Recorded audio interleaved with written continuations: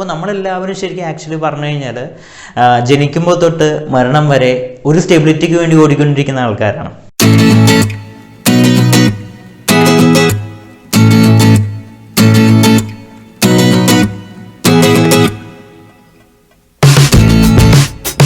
Hello my dear students, welcome back to Edutech media.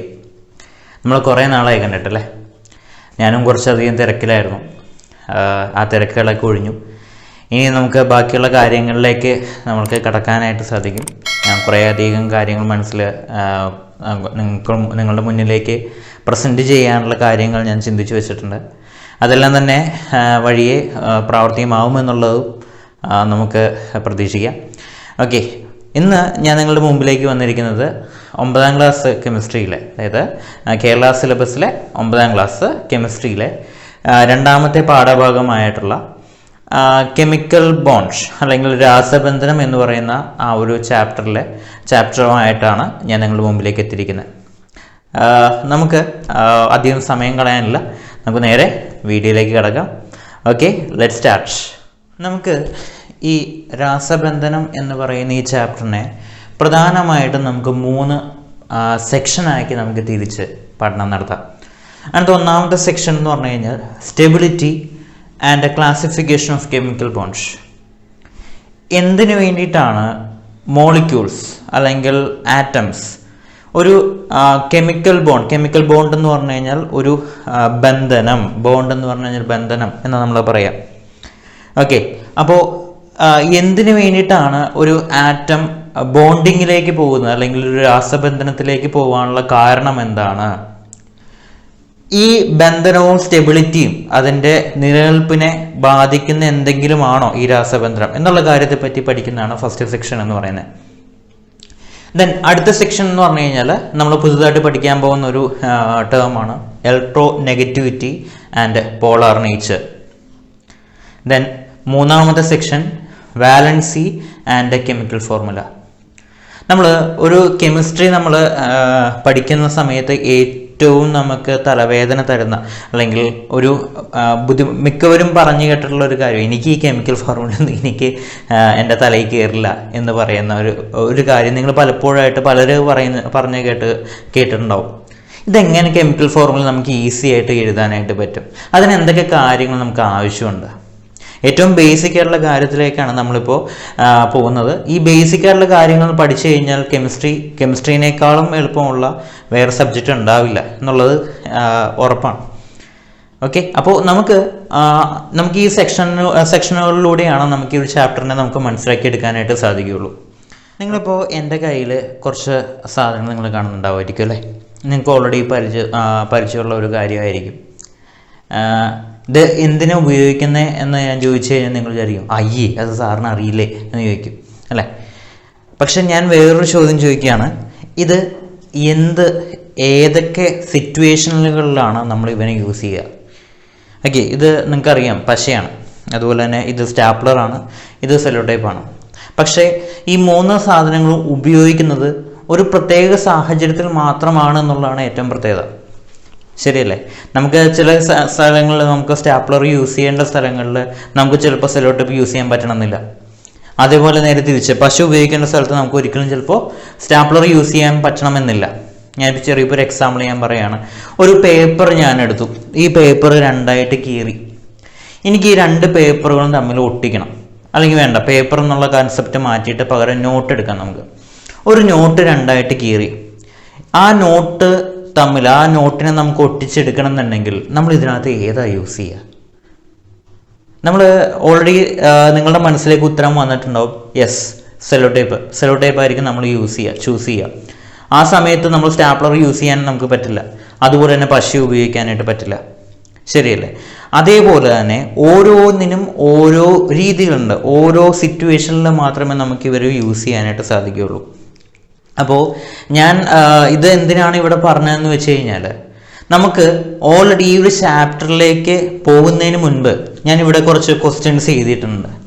നിങ്ങൾ already ചെറിയ ക്ലാസ്സുകളിൽ already നിങ്ങൾ പഠിച്ചിട്ടുള്ള ഒരു കാര്യമാണ്, ആറ്റങ്ങൾ കൂടിച്ചേർന്ന് മോളിക്യൂൾസ് ഉണ്ടാവുന്നു, മോളിക്യൂൾസ് കൂടിച്ചേർന്ന് എന്തുണ്ടാവുന്നു? കോമ്പൗണ്ട്സ് ഫോം ചെയ്യുന്നു. നമ്മൾ ഓൾറെഡി വേറൊരു കാര്യം കൂടി പഠിച്ചു, matter is made up of atoms.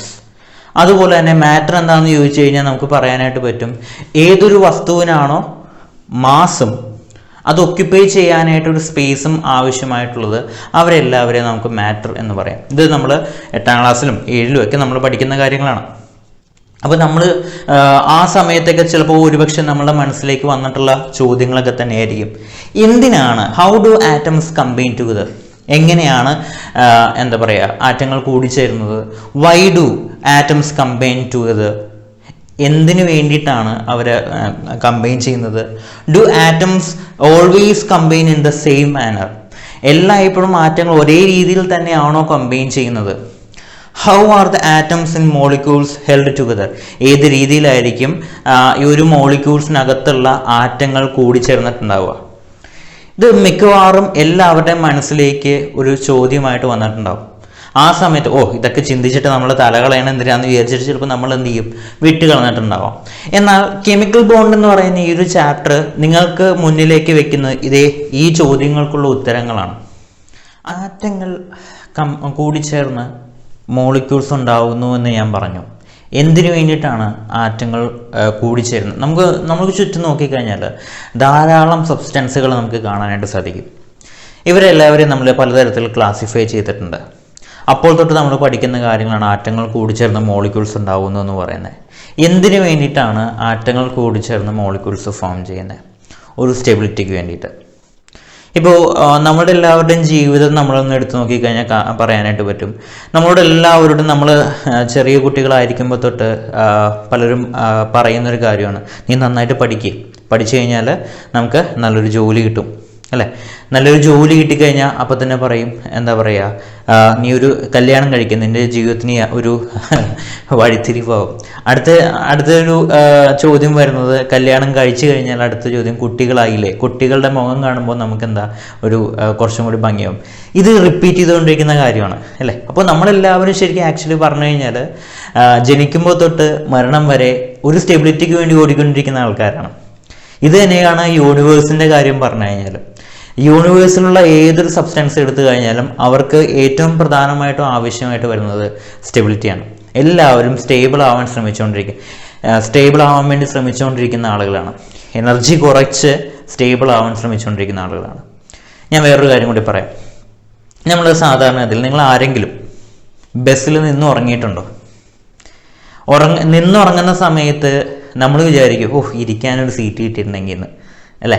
ഇരിക്കാൻ സീറ്റ് കിട്ടിയിട്ട് നമ്മൾ ഇരിക്കുമ്പോൾ നമ്മൾ വിചാരിക്കും, ഇത് ടൈറ്റായിട്ടൊക്കെ ഇരിക്കുമ്പോൾ ഭയങ്കര ബുദ്ധിമുട്ടാണല്ലോ എന്നുള്ള ചിന്ത നമുക്ക് വരും. അതുപോലെയാണ് നമ്മുടെ മനുഷ്യരുടെ കാര്യം എന്ന് പറഞ്ഞു കഴിഞ്ഞാൽ. നമ്മളെപ്പോഴും ഏറ്റവും കൂടുതൽ സ്റ്റേബിൾ ആവുക എന്ന് പറയുന്നത് നമ്മൾ ഉറങ്ങുമ്പോഴാണ്, ശരിയല്ലേ? നമുക്ക് ഒരിക്കലും നിന്നുകൊണ്ടോ അല്ലെങ്കിൽ ഇരുന്നുകൊണ്ടോ നമുക്ക് സ്വസ്ഥമായിട്ട് കിടന്ന് ഉറങ്ങാനായിട്ട് സാധിക്കില്ല. നമ്മളെപ്പോഴും സ്റ്റേബിൾ ആവുന്നത് നമ്മൾ നീണ്ടു നിവർന്ന് കിടക്കുമ്പോഴാണ്. അപ്പോൾ ഇത് തന്നെയാണ് ഏതൊരു വസ്തുവിൻ്റെ കേസിൽ നമ്മൾ എടുത്തു കഴിഞ്ഞാൽ പറയാൻ പറ്റുന്ന ഒരു കാര്യം. ഈ ഒരു സ്റ്റെബിലിറ്റി അറ്റൈൻ ചെയ്യുന്നതിന് വേണ്ടിയിട്ടാണ് നമ്മുടെ മാതാപിതാക്കളായാലും മറ്റു പലരായാലും നമ്മളോട് എപ്പോഴും പല കാര്യങ്ങളും പറഞ്ഞുകൊണ്ടിരിക്കുന്നത്. ഓക്കെ, ഇപ്പോൾ ഒരു എക്സാമിൻ്റെ കാര്യം വന്നു കഴിഞ്ഞാൽ നമ്മൾ ഓൾറെഡി എക്സാം പേപ്പറൊക്കെ നിങ്ങൾക്ക് കിട്ടി, നിങ്ങൾക്ക് മാർക്ക് കുറവാണെന്നുണ്ടെങ്കിൽ അപ്പോൾ തന്നെ അച്ഛനമ്മമാർ, ഇപ്പോഴത്തെ അച്ഛനമ്മമാരെങ്ങനെയാണെന്ന് എനിക്കറിയില്ല, പണ്ടത്തെയൊക്കെ ആളുകൾ എപ്പോഴും പറയുന്നൊരു കാര്യം, നീ അവനെ കണ്ടുപിടിക്കുക, അവൻ്റെ മാർക്ക് കണ്ടോ, നീ അവനെ കണ്ടുപിടിക്കുക എന്ന് പറയും. അതുപോലെ തന്നെ നമ്മുടെ മോളിക്യൂൾസ്, അതായത് ആറ്റങ്ങൾ സ്റ്റേബിൾ ആവുന്നതിന് വേണ്ടിയിട്ടാണ് എന്ത് ചെയ്യുന്നത്, മോളിക്യൂൾസായിട്ട് കൺവേർട്ട് ആവുന്നത്. ഓക്കെ, ഈ മോളിക്യൂൾസായിട്ട് കൺവേർട്ട് ആവുമ്പോൾ അവിടെ എന്താ സംഭവിക്കുന്നത്, അതാണ് നമ്മളടുത്ത് ഡിസ്കസ് ചെയ്യുന്നത്. ഞാൻ കുറച്ച് മുമ്പ് നിങ്ങളുടെ അടുത്തൊരു കാര്യം പറഞ്ഞു, ഞാനൊരു കമ്പാരിസൺ പറഞ്ഞില്ലായിരുന്നു, മാർക്ക് കിട്ടുമ്പോൾ തൊട്ടടുത്ത കുട്ടിയുടെ അല്ലെങ്കിൽ നിങ്ങളുടെ കൂട്ടുകാരുടെ അല്ലെങ്കിൽ കൂട്ടുകാരിയുടെ മാർക്കുമായിട്ട് കമ്പയർ ചെയ്യുക എന്ന് പറയുന്നൊരു കാര്യം പറഞ്ഞില്ലായിരുന്നു. അതേപോലെ തന്നെ ആറ്റങ്ങൾക്ക് കമ്പയർ ചെയ്യാൻ, സ്റ്റെബിലിറ്റിയുടെ ബേസിസിൽ കമ്പയർ ചെയ്യാനായിട്ട് ഒരു ഗ്രൂപ്പ് ഓഫ് എലമെൻറ്റ്സ് ഉണ്ട്. അതായത് ആ ഗ്രൂപ്പ് എലമെൻറ്റുകളെ നമ്മൾ വിളിക്കുന്നത്, അല്ലെങ്കിൽ 18ാമത്തെ ഗ്രൂപ്പ് എലമെൻറ്റുകൾ എന്നാണ് നമ്മൾ വിളിക്കുക, അല്ലെങ്കിൽ അവരെ നമുക്കൊരു പേരിട്ട് വിളിക്കാം ഇനേർട്ട് ഗ്യാസസ്, അല്ലെങ്കിൽ വേറൊരു പേരുണ്ട് നോബിൾ ഗ്യാസസ്. ഞാൻ പറഞ്ഞു, മറ്റ് എലമെൻറ്റുകൾ കണ്ടുപഠിക്കാൻ ശ്രമിക്കുന്ന എലമെൻറ്റുകളാണ് 18ാമത്തെ ഗ്രൂപ്പിലെ എലമെൻറ്റുകൾ എന്ന് പറയുക. 18th ഗ്രൂപ്പ് എലമെൻറ്റ്സ്, അല്ലെങ്കിൽ നമ്മളവരെ നോബിൾ ഗ്യാസസ് എന്ന് വിളിക്കാറുണ്ട്, അല്ലെങ്കിൽ വേറൊരു പേരാണ് ഇനർട്ട് ഗ്യാസസ്. ഇനർട്ട് എന്ന് പറഞ്ഞു കഴിഞ്ഞാൽ മടിയന്മാർ, അല്ലെങ്കിൽ ഒരു യാതൊരുവിധ ആക്ടിവിറ്റിയിലും പോകാൻ താല്പര്യം കാണിക്കാത്ത ആളുകൾ എന്നുള്ള അർത്ഥത്തിലേക്കാണ് അവർ ഇനർട്ട് ഗ്യാസസ് എന്ന് വിളിക്കുക, അല്ലെങ്കിൽ നോബിൾ ഗ്യാസസ് എന്ന് വിളിക്കും. ഓക്കെ, എന്തുകൊണ്ട് ഇവരെ ഇനർട്ട് ഗ്യാസസ് വിളിക്കുന്നു എന്നുള്ളത് നമുക്ക് പരിശോധിക്കാം. അതിനു മുമ്പ് സയൻറ്റിസ്റ്റുകൾ കണ്ടുപിടിച്ച് വെച്ചിരിക്കുന്ന ഒരു കാര്യം എന്തെന്ന് വെച്ച് കഴിഞ്ഞാൽ, ഒരു എലമെൻറ്റ് സ്റ്റേബിൾ ആവണമെന്നുണ്ടെങ്കിൽ ആ എലമെൻറ്റിൻ്റെ നമ്മൾ ഓൾറെഡി ഇലക്ട്രോണിക് കോൺഫിഗറേഷൻ എന്താണ് എന്നുള്ള കാര്യം നമ്മൾ പറഞ്ഞായിരുന്നു. നമ്മൾ ചെറിയ അല്ലെങ്കിൽ കഴിഞ്ഞ ചാപ്റ്ററുകളിൽ നമ്മൾ ഓൾറെഡി ഡിസ്കസ് ചെയ്ത ഒരു കാര്യമാണ് എന്താണ് ഇലക്ട്രോണിക് കോൺഫിഗറേഷൻ എന്നുള്ള കാര്യം. എന്താണ് ഇലക്ട്രോണിക് കോൺഫിഗറേഷൻ? അതായത് നമുക്കറിയാം, ഓരോ എലമെൻ്റ് എടുത്തു കഴിഞ്ഞാലും ആ എലമെൻറ്റിനകത്ത് എന്തുണ്ട്? ഇലക്ട്രോണുകളുണ്ട് ആണല്ലോ, ന്യൂട്രോണുകളുണ്ട്, പ്രോട്ടോണുകളുണ്ട്. ഈ ഇലക്ട്രോണുകൾ ആറ്റത്തിന് ചുറ്റും ന്യൂക്ലിയസിന് ചുറ്റും റിവോൾവ് ചെയ്യുകയാണ് എന്നുള്ള കാര്യം നമുക്ക് എല്ലാവർക്കും അറിയാവുന്ന കാര്യമാണ്. ഇതെങ്ങനെ, ഏത് രീതിയിൽ നമ്മൾ റിവോൾവ് ചെയ്യുന്നു എന്നുള്ള കാര്യം നമ്മൾ കഴിഞ്ഞ ചാപ്റ്ററിൽ നമ്മൾ ഡിസ്കസ് ചെയ്തു. ബോർ മോഡലൊക്കെ നിങ്ങൾ ഓൾറെഡി പഠിച്ചിട്ടുള്ള ആളുകളാണ്. ആ പഠിച്ചിരിക്കുന്ന ആളുകൾക്കാണ് ഈ ഒരു സെക്ഷനിലേക്ക് നമ്മൾ വരുന്നത്. നമുക്കറിയാം, ഇലക്ട്രോണിക് കോൺഫിഗറേഷൻ എന്ന് പറഞ്ഞു കഴിഞ്ഞാൽ ഒരു ആറ്റത്തിനകത്ത് ആ ആറ്റത്തിനകത്ത് ഉണ്ടാവുന്ന ഇലക്ട്രോണുകളെ ഏത് രീതിയിൽ നമ്മൾ അറേഞ്ച് ചെയ്തിരിക്കുന്നു എന്നുള്ളതിനെയാണ് നമ്മൾ ഇലക്ട്രോണിക് കോൺഫിഗറേഷൻ എന്ന് പറയുന്നത്. ദെൻ ഒരു എലമെൻറ്റിൻ്റെ ഇലക്ട്രോണിക് കോൺഫിഗറേഷൻ കണ്ടു കഴിഞ്ഞാൽ നമുക്ക് ആ എലമെൻറ്റിൻ്റെ ക്യാരക്ടർ നമുക്ക് പൂർണ്ണമായിട്ട് മനസ്സിലാക്കിയെടുക്കാനായിട്ട് സാധിക്കും. അതുപ്രകാരം ഒരു എലമെൻറ്റ് സ്റ്റേബിൾ ആവണമെന്നുണ്ടെങ്കിൽ അവൻ്റെ അവസാനത്തെ അല്ലെങ്കിൽ ഔട്ടർ മോസ്റ്റ് ഷെല്ലിലെ ഇലക്ട്രോണുകളുടെ എണ്ണം എപ്പോഴാണോ 8 ആകുന്നത് അപ്പോൾ ആ എലമെൻറ്റ് സ്റ്റേബിൾ ആവും. ഓക്കെ, നമ്മൾ കല്യാണപ്രായത്തെ പറ്റിയൊക്കെ നമ്മളിപ്പോൾ ചർച്ച ചെയ്തുകൊണ്ടിരിക്കുകയാണ്, ശരിയല്ലേ? ഇപ്പോൾ 18 വയസ്സായി കഴിഞ്ഞാൽ, സ്ത്രീകൾക്കാണെങ്കിൽ 18 വയസ്സായി കഴിഞ്ഞാൽ കല്യാണപ്രായമായി എന്നൊക്കെ പറയുന്നത് പോലെ തന്നെ ഒരു എലമെൻറ്റിന് അവൻ്റെ ഔട്ടർ മോസ്റ്റ് ഷെല്ലിലെ ഇലക്ട്രോണുകളുടെ എണ്ണം 8 ആണ് എന്നുണ്ടെങ്കിൽ ആ എലമെൻറ്റ് സ്റ്റേബിളായി എന്നാണ് നമ്മൾ പറയുക. ഈ ഒരു കോൺഫിഗറേഷനെ നമ്മൾ ഒക്ടറ്റ് കോൺഫിഗറേഷൻ എന്ന് നമ്മൾ പറയും, അല്ലെങ്കിൽ മലയാളത്തിൽ പറഞ്ഞു കഴിഞ്ഞാൽ അഷ്ടകം പൂർത്തിയാക്കുക എന്ന് പറയും. Octet electronic configuration, octet electronic configuration. അതായത് ഏതൊരു എലമെൻ്റ് ആയാലും അവൻ്റെ ഔട്ടർ മോസ്റ്റ് ഷെല്ലിൽ 8 ഇലക്ട്രോൺ ഉണ്ടോ അവൻ സ്റ്റേബിൾ ആണ്. ഇനി നമുക്ക് എന്തുകൊണ്ട് 18ാമത്തെ എലമെൻറ്റിനെ കണ്ടുപഠിക്കുന്നു എന്ന് നമുക്കൊന്ന് ജസ്റ്റ് നോക്കാം. അവരുടെ 18ാമത്തെ ഗ്രൂപ്പിലെ എലമെൻറ്റുകളുടെ പേര് വിവരങ്ങളാണ് ഞാനിവിടെ കൊടുത്തേക്കുന്നത്. Helium, neon, argon, krypton, xenon, radon. Okay, ഇത് 18ാമത്തെ ഗ്രൂപ്പിലെ എലമെൻറ്റുകളാണ്. അതിനകത്ത് ആദ്യത്തെ എലമെൻറ്റ് ഒഴികെ, ഹീലിയം എന്ന് പറയുന്ന ചെറിയൊരു എലമെൻ്റ് ആയതുകൊണ്ട് അവൻ്റെ സ്റ്റെബിലിറ്റി, ചെറിയ എലമെൻറ്റുകളുടെ സ്റ്റെബിലിറ്റി നമ്മൾ പറയുന്നത് ഹീലിയത്തെ വെച്ചുകൊണ്ടിട്ടാണ്. അതായത് ഏതൊരു എലമെൻറ്റോ, അതായത് നമ്മുടെ 7 താഴോട്ട്, അതായത് ആറ്റോമിക് നമ്പർ 7 താഴോട്ടുള്ള എലമെൻറ്റുകളുടെ സ്റ്റെബിലിറ്റി നമ്മൾ പറയുന്നത്, അല്ലെങ്കിൽ ഹൈഡ്രജൻ, മെയിൻലി ഹൈഡ്രജൻ ആണ് നമ്മൾ പറയുക. ഹൈഡ്രജൻ്റെ കോൺഫിഗറേഷൻ അല്ലെങ്കിൽ അവൻ്റെ സ്റ്റെബിലിറ്റി നമ്മൾ കമ്പയർ ചെയ്യുന്നത് ഹീലിയമായിട്ടാണ്. Because both of them are small elements. രണ്ടുപേരും ചെറിയ എലമെൻറ്റുകളായതുകൊണ്ട് അവരെ വെച്ചിട്ടായിരിക്കും നമ്മൾ പറയുക. ദെൻ ബാക്കിയുള്ള ഏതൊരു എലമെൻറ്റിൻ്റെ കേസിലും നമ്മൾ റോൾ മോഡലായിട്ട് കൺസിഡർ ചെയ്യുന്നത് ഇവരാണ്.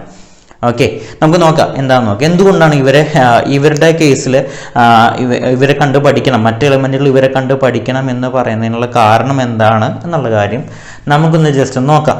നോക്കിക്കേ, ഹീലിയത്തിൻ്റെ അകത്ത് ആറ്റോമിക് നമ്പർ 2 ആണ്.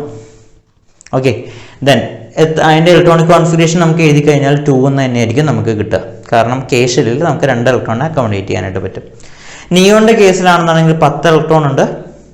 10 ഇലക്ട്രോൺ എന്ന് പറയുമ്പോൾ അതിൻ്റെ ഇലക്ട്രോണിക് കോൺഫിഗറേഷൻ 2, 8. ഞാൻ വേറൊരു കാര്യം കൂടി ഓൾറെഡി നമുക്ക് എലമെൻറ്റുകളുടെ, നിങ്ങൾ എപ്പോഴും കെമിസ്ട്രി പഠിക്കുകയാണെന്നുണ്ടെങ്കിൽ 1 തൊട്ട് 30 വരെയുള്ള എലമെൻറ്റുകളുടെ സിമ്പിൾ ആൻഡ് ആറ്റോമിക് നമ്പർ നിർബന്ധമായിട്ടും പഠിച്ചിരിക്കുക. കാരണം ഇതൊക്കെയാണ് ഏറ്റവും നമുക്ക് കെമിസ്ട്രീനോടുള്ള ഇഷ്ടക്കുറവ് വരാനുള്ള കാരണം. ഒന്ന്, അവൻ്റെ ബേസിക് ആയിട്ടുള്ള കാര്യങ്ങൾ അറിയില്ല. ഇനി നിങ്ങൾക്ക് ഇലക്ട്രോണിക് കോൺഫിഗറേഷൻ പഠിക്കാനായിട്ട് ഇതിൻ്റെ പേര്, സിമ്പിളുകളും അതുപോലെ തന്നെ ആറ്റോമിക് നമ്പറും പഠിക്കാനായിട്ട് ബുദ്ധിമുട്ടാണെന്നുണ്ടെങ്കിൽ അതിനുള്ള ഞാനൊരു എളുപ്പ വഴി ഞാൻ ഓൾറെഡി ഒരു വീഡിയോ ആക്കി ചെയ്തിട്ടുണ്ട്. അതിൻ്റെ ലിങ്ക് ഞാൻ ഐക്കാർഡായിട്ട് ഞാൻ മേളിൽ കൊടുത്തിട്ടുണ്ടാവും. നിങ്ങൾക്ക് കയറി നോക്കി പരിശോധിക്കാവുന്നതാണ്. ഈസി ആയിട്ട് നമുക്ക് പഠിക്കാവുന്ന കാര്യങ്ങളേ ഉള്ളൂ. ഓക്കെ, നമുക്ക് നമ്മുടെ കേസിലേക്ക് നമുക്ക് തിരിച്ചു വരാം. ഓക്കെ, ദെൻ ആർഗണിൽ 18 ഇലക്ട്രോണാണുള്ളത്. ഓക്കെ, അവൻ്റെ ഇലക്ട്രോൺ കോൺഫിഗറേഷൻ എഴുതി കഴിഞ്ഞാൽ 288. ക്രിപ്റ്റൻ ആണെങ്കിൽ 36 ആണ്, 28188. ദെൻ സെനൺ ആണെങ്കിൽ 54 ആറ്റോമിക് നമ്പർ വരുന്നത്, 28188. ദെൻ റെഡോൺ ആണെന്നുണ്ടെങ്കിൽ 86 ആറ്റോമിക് നമ്പർ വരുന്നത്, 281832188. നിങ്ങൾ നോക്കിക്കഴിഞ്ഞാൽ കാണാനായിട്ട് പറ്റും. ഈ എലമെന്റുകളുടെ കേസിൽ നമ്മൾ ശ്രദ്ധിച്ചു കഴിഞ്ഞാൽ ഇവരുടെ അവസാനത്തെ ഷെല്ലിലുള്ള ഇലക്ട്രോണുകളെ ഞാൻ ഇവിടെ നിന്ന് റൗണ്ട് ചെയ്യുകയാണ്. നോക്കി, കണ്ടോ? ഇവിടെ റൗണ്ട് ചെയ്ത് കഴിഞ്ഞപ്പോൾ നമുക്ക് എന്ത് കിട്ടി? ഈ എല്ലാ എലമെന്റുകളും, ഹീലിയം ഒഴികെ എല്ലാ എലമെന്റുകളുടെയും ഔട്ടർ മോസ്റ്റ് ഷെല്ലിൽ 8 ഇലക്ട്രോൺ ഉണ്ട്. അതായത് ഇവരെല്ലാവരും ഒക്ടറ്റ് കംപ്ലീറ്റ് ചെയ്തിരിക്കുന്ന എലമെന്റുകളാണ്. അതുകൊണ്ട് ഇവരെന്ത് ചെയ്യില്ല, ഓൾറെഡി സ്റ്റേബിളായിട്ടിരിക്കുന്ന ഒരു വ്യക്തി അല്ലെങ്കിൽ ഒരു എലമെന്റ് ഒരിക്കലും റിയാക്ഷനിൽ പങ്കെടുക്കാനായിട്ട് താല്പര്യം കാണിക്കില്ല. അപ്പോൾ മറ്റ് എലമെന്റുകൾ ഇവരെ കണ്ടുപഠിക്കണം എന്ന് പറയുന്നതിനുള്ള കാരണം ഇതാണ്. ഇവരെല്ലാവരും ഓൾറെഡി സ്റ്റേബിളാണ്. അതുകൊണ്ട് തന്നെ ഇവർക്ക് ഒക്ടറ്റ് കംപ്ലീറ്റ് ചെയ്യാൻ, ബാക്കിയുള്ള എലമെന്റുകൾക്ക് ഒക്ടറ്റ് കംപ്ലീറ്റ് ചെയ്യാനായിട്ട് ആ ഉള്ള ടെൻഡൻസിയാണ് ഇവരെ പലതരത്തിലുള്ള മോളിക്യൂൾസ് ഫോം ചെയ്യുന്നതിലും കോമ്പൗണ്ടുകൾ ഫോം ചെയ്യുന്നതിലൊക്കെ എത്തിക്കുന്നത് ഈ ഒരു കാര്യമാണ്. അപ്പോൾ ഏറ്റവും പ്രധാനമായിട്ട് നമ്മൾ നോക്കേണ്ടത് ഒക്ടറ്റ് ഇലക്ട്രോണിക് കോൺഫിഗറേഷൻ ആണോ, ഇതിൻ്റെ ഔട്ടർ മോസ്റ്റ് ഷെല്ലിൽ 8 ഇലക്ട്രോണിനെ അറ്റൈൻ ചെയ്തിട്ടുണ്ടോ, അവൻ സ്റ്റേബിൾ ആയിരിക്കും. ഓക്കെ, അപ്പോൾ ഇതാണ് എലമെന്റുകൾ കമ്പൈൻ ചെയ്യാനുള്ള അല്ലെങ്കിൽ ആറ്റങ്ങൾ കൂടിച്ചേർന്ന് മോളിക്യൂൾസ് ഫോം ചെയ്യാനുള്ള ഏറ്റവും പ്രധാനപ്പെട്ട കാര്യം.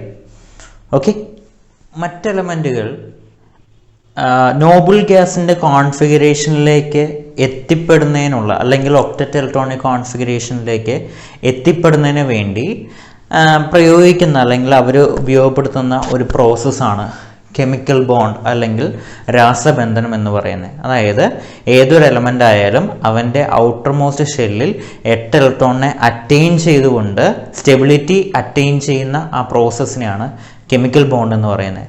നമ്മളിവിടെ കുറച്ച് എലമെൻറ്റുകൾ ഞാൻ എഴുതിയിട്ടുണ്ട്, നോബിൾ ഗ്യാസ് അല്ലാത്ത കുറച്ച് എലമെൻറ്റുകൾ. First one magnesium, chlorine, sodium and oxygen. മഗ്നീഷ്യത്തിൻ്റെ ആറ്റോമിക് നമ്പർ 12 അവൻ്റെ ഇലക്ട്രോണിക് കോൺഫിഗറേഷൻ 282. അതിൻ്റെ ഏറ്റവും പുറമേയുള്ള ഷെല്ലിനകത്തുള്ള ഇലക്ട്രോണിൻ്റെ എണ്ണം എന്ന് പറയുന്നത് 2. അവന് ഒക്ടറ്റ് കംപ്ലീറ്റ് ആയിട്ടില്ല അല്ലെങ്കിൽ 8 ആയിട്ടില്ല എന്നുള്ള കാര്യം നമുക്ക് അതിൽ നിന്ന് മനസ്സിലാക്കാനായിട്ട് സാധിക്കും. അടുത്തത് ക്ലോറിനാണ്. ക്ലോറിൻ്റെ ആറ്റോമിക് നമ്പർ 17. അവൻ്റെ ഔട്ടർ മോസ്റ്റ് ഷെല്ലിൽ 287. ഇവിടെയും നമുക്ക് കാണാനായിട്ട് സാധിക്കും ഒക്ടറ്റ് കംപ്ലീറ്റ് അല്ല. ദെൻ സോഡിയം എന്ന് പറയുന്നത്, ഇവിടെ എന്തുകൊണ്ട് സോഡിയത്തിൻ്റെ സിമ്പിൾ Na എന്ന് കൊടുത്തു നമുക്കറിയാം. സോഡിയം എന്ന് പറയുന്ന എലമെൻറ്റിൻ്റെ പേര് Na അല്ലെങ്കിൽ സിമ്പിൾ Na എന്ന് ഇടാനുള്ള കാരണം അവൻ്റെ ലാറ്റിൻ നെയിം നേട്രിയം എന്നായതുകൊണ്ടാണ് അതിനെ നമ്മൾ എന്ത് ചെയ്യുന്നത്, Na എന്ന് പറയുന്ന സിമ്പിൾ കൊടുക്കുന്നത്. അവൻ്റെ ഇലക്ട്രോണിക് കോൺഫിഗറേഷൻ 281 ആറ്റം നമ്പർ 11. ഓക്സിജൻ്റേത് ആറ്റം നമ്പർ 8, ഇലക്ട്രോണിക് കോൺഫിഗറേഷൻ 26. ഓക്കെ, ഇതാണ് ഈ എലമെൻറ്റുകളെല്ലാം തന്നെ സ്റ്റേബിൾ ആവാൻ ശ്രമിച്ചുകൊണ്ടിരിക്കുന്ന എലമെൻറ്റുകളാണ്. ബിക്കോസ് അവരുടെ ഔട്ടർ മോസ്റ്റ് ഷെല്ലിൽ ഒരിക്കലും 8 ഇലക്ട്രോൺ അറ്റൈൻ ചെയ്തിട്ടില്ല. ഈ അറ്റൈൻ ചെയ്യുന്നതിന് വേണ്ടി ഇവർ കെമിക്കൽ ബോണ്ടിങ്ങിലേക്ക് പോകുന്നു. ഓക്കെ, ഇനി എന്താണ് കെമിക്കൽ ബോണ്ട് എന്നുള്ളതാണ് നമ്മൾ അടുത്ത് ഡിസ്കസ് ചെയ്യാൻ പോകുന്നത്. ഏതൊക്കെ തരത്തിലുള്ള ക്ലാസിഫിക്കേഷൻ ഉണ്ട് കെമിക്കൽ ബോണ്ടിങ്ങിൽ എന്നുള്ളതാണ് നമ്മൾ അടുത്ത സെക്ഷനിലേക്ക് നമ്മൾ പോകുന്നത്. നമ്മൾ കെമിക്കൽ ബോണ്ട് എന്താണെന്നുള്ള കാര്യം നമ്മൾ ഓൾറെഡി പഠിച്ചു. ഇനി ഏതൊക്കെ രീതിയിലൂടെയാണ് ആറ്റങ്ങൾ കമ്പൈൻ ചെയ്യുന്നത് അല്ലെങ്കിൽ അവരുടെ സ്റ്റെബിലിറ്റി അറ്റൈൻ ചെയ്യുന്നത് എന്നുള്ളതിനുള്ള ഉത്തരവാണ് ഇനി നമ്മളടുത്ത് ഡിസ്കസ് ചെയ്യാൻ പോകുന്നത്. നമ്മൾ പണ്ട് കാലത്തൊക്കെ ഇപ്പോൾ പണ്ട് കാലത്തൊന്നല്ല, എപ്പോഴായാലും നമ്മളുടെ കയ്യിൽ എന്തെങ്കിലും സാധനം ഉണ്ടെന്നുണ്ടെങ്കിൽ നമ്മളത് എന്ത് ചെയ്യും, പങ്കുവെക്കാറുണ്ട്. ഇപ്പം ഞാൻ ചെറിയൊരു എക്സാമ്പിൾ ഞാൻ പറയാം. ഇപ്പോൾ എൻ്റെ കയ്യിൽ ഒരു 10 മിഠായി ഉണ്ട്, ഞങ്ങളൊരു 10 കൂട്ടുകാരും ഉണ്ടെന്നുണ്ടെങ്കിൽ നമുക്ക് ലാവിഷ അല്ലേ അവിടെ. എന്താ, നമ്മൾ ഓരോ മിഠായി ഓരോ കൂട്ടുകാർക്കും ഇതങ്ങ് കൊടുക്കും. അപ്പോൾ എന്താ, എനിക്ക് വേണമെന്നുണ്ടെങ്കിൽ അത് ഒറ്റയ്ക്ക് തിന്നായിരുന്നു അല്ലേ, ഈ 10 മിഠായിയും എന്താ പറയുക, എനിക്ക് ഒറ്റയ്ക്ക് കഴിക്കായിരുന്നു. പക്ഷെ നമ്മളൊരു ഫ്രണ്ട്ഷിപ്പിൻ്റെ ഒരു ബലം അത്രയേ ഉള്ളത് കൊണ്ടിട്ട് തന്നെ നമ്മൾ എന്ത് ചെയ്യുന്നു, ഈ 10 മിഠായി എന്ത് ചെയ്യും, നമ്മൾ 10 പേർക്കായിട്ട് കൊടുക്കും. ശരി, പക്ഷെ എൻ്റെ കയ്യിൽ ആകെ 5 മിഠായി ഉള്ളുവെങ്കിലോ, ഞാനപ്പോൾ അവിടെ എന്ത് ചെയ്യും, ഒരു മിഠായി 2 വീതം അങ്ങ് ഭാഗിച്ച് കൊടുക്കും. നമ്മൾ ഷെയർ ചെയ്യും. ഇനി ഒരെണ്ണം ആണെങ്കിലും അല്ലെങ്കിൽ 5 ആണെന്നുണ്ടെങ്കിലും 10 ആണെന്നുണ്ടെങ്കിലും നമ്മൾ അത് ഈ എത്ര കൂട്ടുകാരുണ്ടോ അവരിലേക്ക് നമ്മളത് ഷെയർ ചെയ്തിരിക്കും. പണ്ട് കാലത്തൊക്കെ ഞാൻ ഓർക്കുന്നുണ്ട്, ഞങ്ങൾക്കൊക്കെ ഈ വേനൽക്കാലമൊക്കെ ആകുമ്പോഴേക്ക് നമ്മൾ മാവുകളൊക്കെ ഇങ്ങനെ പൂത്ത് നിൽക്കുന്നുണ്ടാവും. അപ്പോൾ നമ്മളുടെ ഏറ്റവും പ്രധാനപ്പെട്ട പരിപാടി എന്ന് പറഞ്ഞു കഴിഞ്ഞാൽ മാങ്ങ എറിഞ്ഞിടുക. ഈ മാങ്ങ എന്നിട്ട് എന്ത് ചെയ്യും, ഉപ്പും മുളകൊക്കെ കൂട്ടിയിട്ട് നമ്മൾ എന്ത് ചെയ്യും, നമ്മൾ ചിലപ്പോൾ ഇതൊക്കെ പൊട്ടിച്ചെടുക്കാനായിട്ട് ബുദ്ധിമുട്ടൊക്കെ ആണെന്നുണ്ടെങ്കിൽ നമ്മൾ എൻ്റെ ഒരു കൂട്ടുകാരനുണ്ടാവും, കൈ വെച്ചൊക്കെ ഇങ്ങനെ അമക്കി പൊട്ടിക്കുമായിരുന്നു മാങ്ങയൊക്കെ. അപ്പോൾ ഒന്നുകിൽ അങ്ങനെ ചെയ്യുക, അല്ലാന്നുണ്ടെങ്കിൽ നമ്മൾ എന്ത് ചെയ്യും, വേറെ എന്തെങ്കിലും രീതിയിൽ നമ്മൾ അടിച്ച് പൊട്ടിച്ച് എന്ത് ചെയ്യും, ചേനയൊക്കെ കളഞ്ഞ് ഉപ്പും മുളകൊക്കെ കൂട്ടി നമ്മൾ ഷെയർ ചെയ്ത് കഴിക്കുമായിരുന്നു.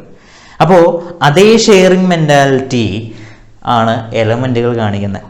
അതായത് ഇവിടെ നമുക്ക് നോക്കിക്കഴിഞ്ഞാൽ കാണാനായിട്ട് പറ്റും, രണ്ട് കെമിക്കൽ ബോണ്ടുകൾ എന്ന് പറഞ്ഞു കഴിഞ്ഞാൽ നമുക്ക് പ്രധാനമായിട്ട് 2 രീതിയിലാണ് നമുക്ക് സംഭവിക്കുന്നത്. ഒന്ന് ionic bond and second one is covalent bond. എന്താണ് അയോണിക് ബോണ്ട്? നമ്മൾ കഴിഞ്ഞ സെക്ഷനിൽ, അതായത് കുറച്ച് മുമ്പ് ഞാൻ നിങ്ങൾക്ക് ഒരു കാര്യം കാണിച്ചായിരുന്നു. ഇപ്പോൾ എന്താ പറയുക, ഞാനിപ്പോൾ 2 എലമെൻറ്റുകൾ ഇവിടെ കാണിക്കുകയാണ്. ഒന്ന് sodium, okay, then second one chlorine, okay. Then ഇവരുടെ ഇലക്ട്രോണിക് കോൺഫിഗറേഷൻ നമുക്ക് എടുത്ത് നോക്കിക്കഴിഞ്ഞാൽ ഇവൻ്റെ ഇലക്ട്രോണിക് കോൺഫിഗറേഷൻ 281 ഇവൻ്റെ ഇലക്ട്രോണിക് കോൺഫിഗറേഷൻ 287 ആണ് എന്നുള്ള കാര്യം നമുക്ക് കാണാനായിട്ട് സാധിക്കും. ഓക്കെ, ഇതിനകത്തുനിന്ന് നമുക്കൊരു കാര്യം മനസ്സിലാക്കാനായിട്ട് പറ്റും. ഈ സോഡിയം എന്ന് പറയുന്ന എലമെൻറ്റിൻ്റെ കേസിൽ അവൻ്റെ ഔട്ടർമോസ്റ്റ് ഷെല്ലിൽ 1 ഇലക്ട്രോണാണ് നമുക്ക് കാണാനായിട്ട് സാധിക്കുക. അവന് ഒക്ടറ്റ് കംപ്ലീറ്റ് ചെയ്യണമെന്നുണ്ടെങ്കിൽ ഒന്നെങ്കിൽ 7 ഇലക്ട്രോണിനെ മേടിക്കണം, ശരിയല്ലേ? ഓക്കെ, അങ്ങനെ 7 ഇലക്ട്രോണിനെ മേടിച്ചുകൊണ്ട് അവൻ എന്ത് ചെയ്യാം, കോൺഫിഗറേഷൻ കംപ്ലീറ്റ് ചെയ്യാം, ഒക്ടറ്റ് കോൺഫിഗറേഷൻ കംപ്ലീറ്റ് ചെയ്യാം. പക്ഷേ അതിനേക്കാൾ എളുപ്പം ഒന്ന് നോക്കി, ഈ 1 ഇലക്ട്രോണിനെ കളയാനായിട്ട് അവനൊരു മനസ്സ് കാണിച്ചു കഴിഞ്ഞാൽ, ആ 1 ഇലക്ട്രോണിനെ അവൻ കളഞ്ഞു കഴിഞ്ഞാൽ, ഈ 1 ഇലക്ട്രോണിനെ കളഞ്ഞു കഴിഞ്ഞാൽ അവൻ്റെ ഔട്ടർമോസ്റ്റ് ഷെല്ല് എന്ന് പറയുന്നത് സെക്കൻഡ് ഷെല്ലാവും. ഈ സെക്കൻഡ് ഷെല്ലിൽ എന്തായി, ഓൾറെഡി 8 ഇലക്ട്രോൺ ഉണ്ട്. അപ്പോൾ ഒന്ന് ആലോചിച്ച് നോക്കുക, 7 ഇലക്ട്രോണിനെ മേടിക്കുന്നതാണോ അല്ലെങ്കിൽ 1 ഇലക്ട്രോണിനെ ഇവൻ എന്ത് ചെയ്യാണ്, കളയുകയാണോ ചെയ്യുന്നത്, അല്ലെങ്കിൽ കളയുന്നതാണോ എളുപ്പം എന്നുള്ള കാര്യം നമ്മളൊന്ന് ആലോചിച്ച് നോക്കുക. അതേപോലെ നമുക്ക് ഇവൻ്റെ കാര്യം നമുക്ക് നോക്കാം. ക്ലോറിൻ്റെ കേസിൽ അവസാനത്തെ ഷെല്ല് എന്ന് പറയുന്നത് 3ാമത്തെ ഷെല്ലാണ്. ഓക്കെ, ഇവൻ്റെ അവസാനത്തെ ഷെല്ലിൽ 7 ഇലക്ട്രോണുകളുണ്ട്. ശരി, ഒന്ന് ആലോചിച്ച് നോക്കുക, 8 ആവാനായിട്ട് 1 മതി. ഓക്കെ, അല്ലാന്നുണ്ടെങ്കിൽ ഇവന് വേറെ നേരത്തെ സോഡിയത്തിൻ്റെ കേസിൽ പറഞ്ഞ പോലെ തന്നെ വേണമെങ്കിൽ 7 കളയാം. ഏറ്റവും എളുപ്പം ഏതാണെന്ന് നോക്കുക. നമ്മളെല്ലാവരും എളുപ്പം പരിപാടികൾ ചെയ്യുന്ന ആൾക്കാരല്ലേ, അല്ലേ? അപ്പോൾ ഇവൻ എളുപ്പം എന്താ, 1 ഇലക്ട്രോണിനെ മേടിക്കുന്നതല്ലേ. 7 കളയുന്നതിനേക്കാളും നല്ലത് 1 എന്താ മേടിക്കുന്നതാണ് നല്ലത്, ശരിയല്ലേ? ഓക്കെ, ദെൻ ഇവിടുത്തെ കേസിൽ നമുക്ക് ജസ്റ്റ് ഒന്ന് നോക്കിക്കഴിഞ്ഞാൽ കാണാനായിട്ട് പറ്റും, 1 ഇലക്ട്രോണിനെ മേടിച്ചു കഴിഞ്ഞാൽ ക്ലോറിൻ എന്തായി, അവൻ്റെ ഔട്ടർമോസ്റ്റ് ഷെല്ലിൽ ഒക്ടറ്റ് കംപ്ലീറ്റ് ചെയ്യും. ഇതേപോലെ ഇലക്ട്രോണുകളെ കൊടുക്കുകയും വാങ്ങിക്കുകയും ചെയ്യുന്നത് വഴി ഒരു ബോണ്ട് ഫോം ചെയ്യുന്നുണ്ട്, ഒരു കെമിക്കൽ ബോണ്ട് ഫോം ചെയ്യുന്നുണ്ട് എന്നുണ്ടെങ്കിൽ അവനെ അത്തരത്തിലുള്ള ബോണ്ടിനെ അയോണിക് ബോണ്ട് എന്ന് നമുക്ക് വിളിക്കാം.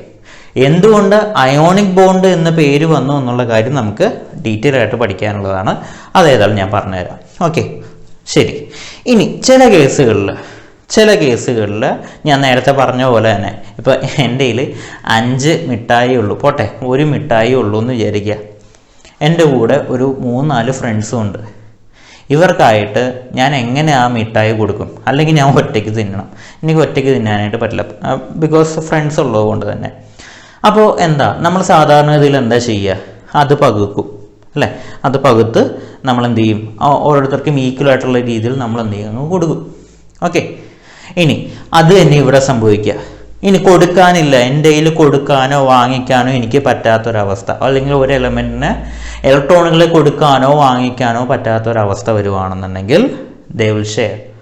അങ്ങനെ ഷെയറിങ്ങിലൂടെ ഇലക്ട്രോണുകളെ ഷെയറിങ്ങിലൂടെ എന്താ പറയുക, ഇലക്ട്രോൺ ഷെയറിങ്ങിലൂടെ ഒരു എലമെൻറ്റ് സ്റ്റെബിലിറ്റി അറ്റൈൻ ചെയ്യുന്നുണ്ട് എന്നുണ്ടെങ്കിൽ അത്തരത്തിലുള്ള ബോണ്ടിനെ നമ്മൾ വിളിക്കുന്ന പേരാണ് കോവാലന്റ് ബോണ്ട്.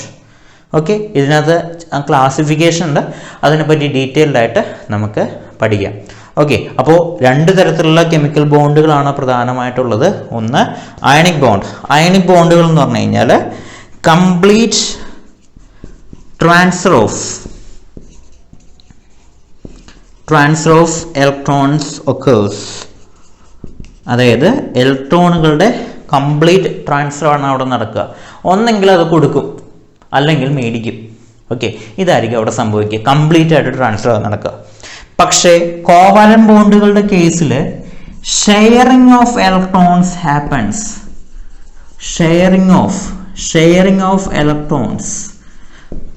ഇലക്ട്രോണുകളെ ഷെയർ ചെയ്യുന്നത് വഴി ഉണ്ടാവുന്ന ബോണ്ടാണ് കോവാലന്റ് ബോണ്ട്. ഇലക്ട്രോണുകളെ കംപ്ലീറ്റ് ആയിട്ട് ട്രാൻസ്ഫർ ചെയ്ത് ഉണ്ടാവുന്ന ബോണ്ടാണ് അയണിക് ബോണ്ട്. ഡീറ്റെയിൽ ആയിട്ട് നമുക്ക് പഠിക്കാം. ഓക്കെ, ഇനി നമുക്ക് അയണിക് ബോണ്ടിനെ പറ്റി ഡീറ്റെയിൽഡ് ആയിട്ട് നമുക്ക് പഠിക്കാം. ഞാൻ ഓൾറെഡി പറഞ്ഞു, കംപ്ലീറ്റ് ട്രാൻസ്ഫർ ഓഫ് ഇലക്ട്രോൺസ്, അതായത് ഒരു എലമെൻറ്റ് ചിലപ്പോൾ ഇലക്ട്രോണുകൾ വിട്ടുകൊടുക്കുകയായിരിക്കും ചെയ്യുന്നത്, മറ്റൊരുവൻ എന്ത് ചെയ്യാണ്? അവനെ മേടിക്കുകയാണ് ചെയ്യുന്നത്. ഇത്തരത്തിൽ ഇലക്ട്രോണുകളെ കംപ്ലീറ്റ് ആയിട്ട് ഷെയർ ചെയ്തുകൊണ്ട് ഫോം ചെയ്യപ്പെടുന്ന ബോണ്ടുകളാണ്, കെമിക്കൽ ബോണ്ടുകളാണ് അയണിക് ബോണ്ടുകൾ എന്ന് വിളിക്കുന്നത്. എന്തുകൊണ്ട് അയണിക് ബോണ്ടിനെ അയണിക് ബോണ്ട് എന്ന് വിളിക്കുന്നു എന്നുള്ള കാര്യത്തിലേക്ക് നമുക്ക് കടക്കാം. അതിനു മുമ്പ് നമുക്ക് കുറച്ച് കാര്യത്തിലേക്ക് നമുക്ക് പോകേണ്ടതായിട്ടുണ്ട്. ഇതിനു മുമ്പ് നിങ്ങൾ പഠിച്ച ഒരു പോയിന്റ് കൂടി ഞാൻ പറയുകയാണ്. ഓൾറെഡി നിങ്ങൾ പഠിച്ചിട്ടുണ്ടാവും ചിലപ്പോൾ, അല്ലെങ്കിൽ നമുക്ക് പുതിയൊരു ടേമാണ് നമ്മൾ പഠിക്കാൻ പോകുന്നത്, അയൺസ്. എന്താണ് അയൺസ്?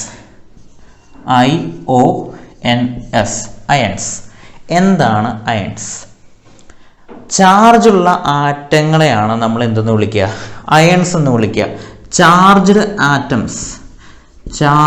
ആറ്റംസ്. ഇനി എപ്പോഴാണ് ആറ്റങ്ങൾക്ക് ചാർജ് ഉണ്ടാവുന്നത്? ആ ചോദ്യമാണ് അയണിക് ബോണ്ടിലേക്കുള്ള ആ ഒരു ചൂണ്ടുവലക എന്ന് പറയുന്നത്. എപ്പോഴാണ് ആറ്റങ്ങൾക്ക് ചാർജ് ഉണ്ടാവുന്നത്? ഓക്കെ, അയണുകളെ നമ്മൾ പ്രധാനമായിട്ടും രണ്ട് രീതിയിലാണ് നമ്മൾ ക്ലാസിഫൈ ചെയ്യുക. അയണുകൾ എന്ന് പറഞ്ഞു കഴിഞ്ഞാൽ നമുക്ക് നോക്കാം. അയൺസ് എന്ന് പറഞ്ഞു കഴിഞ്ഞാൽ രണ്ട് രീതിയിലാണ് അതിൻ്റെ ക്ലാസിഫിക്കേഷൻ വരുന്നത്. ഫസ്റ്റ് ക്ലാസിഫിക്കേഷൻ നമുക്കറിയാം, ആകെ നിങ്ങൾ ബാറ്ററി ഒക്കെ എടുത്ത് നോക്കിക്കഴിഞ്ഞാൽ നമുക്ക് കാണാൻ പറ്റുന്ന രണ്ട് ചാർജുകളേ ഉള്ളൂ. ഒന്ന് പോസിറ്റീവ് ചാർജ്, അതേപോലെ നെഗറ്റീവ് ചാർജ്. ഓക്കെ, ദെൻ നമുക്ക് രണ്ട് അയണുകളാണ് നമുക്കുള്ളത്. ഒന്ന് പോസിറ്റീവ് ചാർജ്ഡ് അയൺസും അതുപോലെ തന്നെ നെഗറ്റീവ് ചാർജ്ഡ് അയൺസും. Positive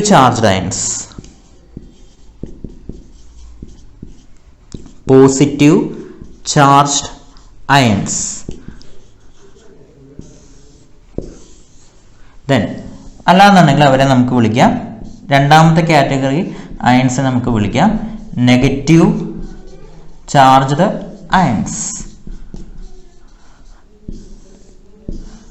okay, then positive charged അയൺസിനെ നമുക്ക് എന്താ വേറൊരു പേരും കൂടി ഇട്ട് വിളിക്കാം. They are cations. Then negative charged അയൺസിനെ നമുക്ക് വേറൊരു പേര് വിളിക്കാം anions. Positively charged cations and positive charged അയൺസിനെ കാറ്റയൺസ് എന്നും നെഗറ്റീവ് ചാർജ്ഡ് അയൺസിനെ ആനയൺസ് എന്നാണ് നമ്മൾ എന്ത് ചെയ്യുക വിളിക്കുന്നത്. ഓക്കെ, ഇത് ഓർത്തിരിക്കാനായിട്ട് നമുക്ക് ചെറിയൊരു ടേം നമുക്ക് യൂസ് ചെയ്യാം. നമ്മൾ ഓൾറെഡി നിങ്ങളെല്ലാവരുമൊക്കെ എന്താ പറയുക, ടോം ആൻഡ് ജെറി കാണുന്നവരായിരിക്കും അല്ലേ? ടോം ആൻഡ് ജെറിയിൽ ആ ഒരു പൂച്ച അല്ലേ, ടോമിന് ഒരു എതിരാളി എലി മാത്രമല്ല, ജെറി എന്ന് പറയുന്ന എലി മാത്രമല്ല, പകരം ഒരു പട്ടിയും കൂടിയുണ്ട്. മിക്കപ്പോഴും ഈ പൂച്ച എന്താ പറയുക, എലീനെ ഓടിച്ചിടുന്ന സമയത്ത് ഇടയ്ക്ക് എന്ത് ചെയ്യും, ഈ പട്ടി ഇടയ്ക്ക് ഇടപെടാറുണ്ട്. പട്ടി വന്നിട്ട് പലപ്പോഴായിട്ട് എലിയുടെ രക്ഷകനായിട്ട് മാറാറുമുണ്ട്. ആ സമയത്ത് പട്ടി എപ്പോഴും ചെയ്യുന്നൊരു പരിപാടിയുണ്ട്. ഈ പൂച്ചേനെ ഇങ്ങനെ പൊക്കി പിടിച്ച് ഇങ്ങനെ മതിലൊക്കെ ഇങ്ങനെ പൊക്കി പിടിച്ചിട്ട് പറയും, ഹേ പുഷി കാറ്റ് എന്നൊക്കെ പറയും അല്ലേ. അതേപോലെ നമുക്കിവിടെ ഓർത്തിരിക്കാൻ വേണ്ടിയിട്ടുള്ള ഒരു എളുപ്പത്തിന് വേണ്ടിയിട്ട് ഞാൻ എന്ത് ചെയ്യാണ്, ഇവിടെ പോസിറ്റീവ് ചാർജ്ഡ് അയൺസ് എന്നുള്ളതിന് പകരം ഞാൻ അതിനെ ഓർത്തിരിക്കാൻ വേണ്ടി പൊസി കാറ്റ്, നമ്മൾ അവിടെ ഉപയോഗിച്ച ആ ഒരു വേർഡിന് പകരം നമ്മളിവിടെ എന്ത് ചെയ്യുന്നു, പൊസി കാറ്റ്.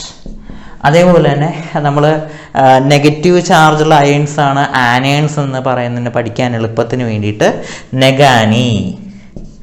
Okay, negative anion and positive cation, negative anion and positive കാറ്റയൺ.